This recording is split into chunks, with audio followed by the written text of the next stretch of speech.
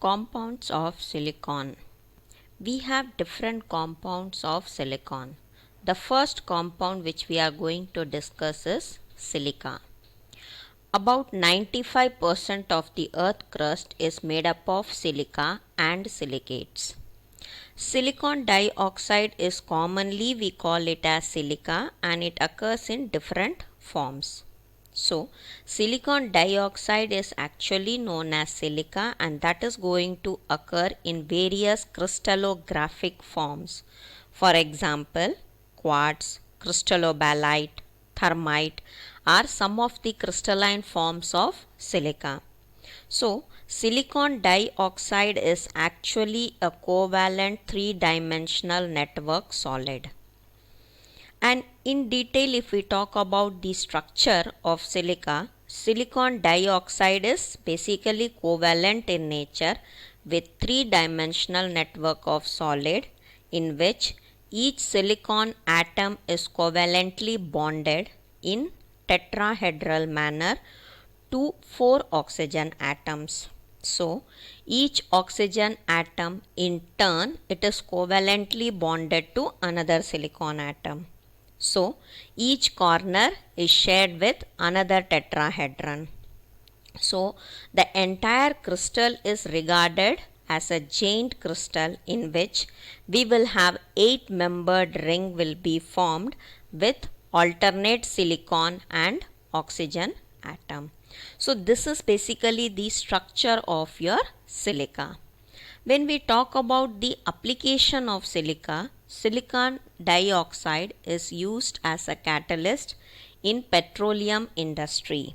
And when NH4 2COCl4 is added to silica gel, it acts as a humidity detector since it is blue when dry but turns pink when hydrated.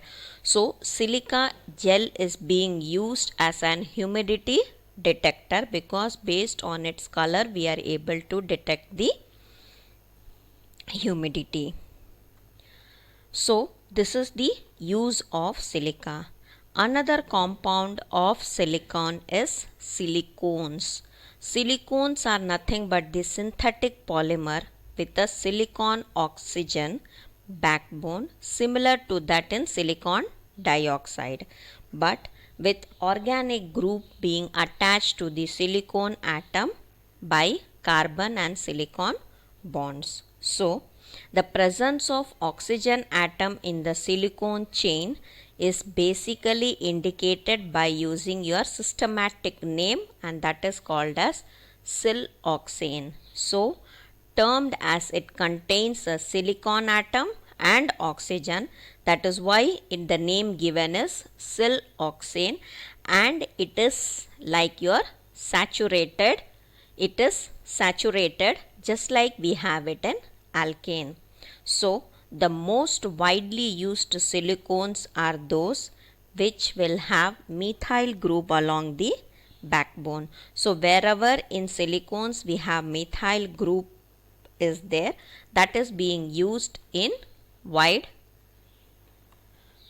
quantity.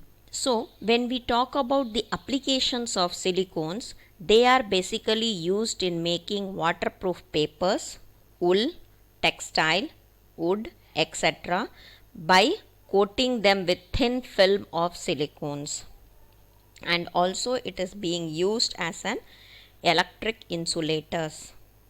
Silicones are used as lubricants at high as well as at low temperature as there is very little change in their viscosity with temperature. And the most important, they are being used in surgical implants. So, silicones are being used in surgical implants. The third compound of silicon is silicates. A silicate is any member of a family of anions that is going to consist of silicon and oxygen. So, their basic structural unit if we say it is SiO4 4 minus. And the important man-made silicates are actually the glass and cement which is being used in our day-to-day life in huge quantity. So silicate minerals are rock forming minerals which is made up of silicate groups. So these are all the compounds of silicons which is being used in our day-to-day life.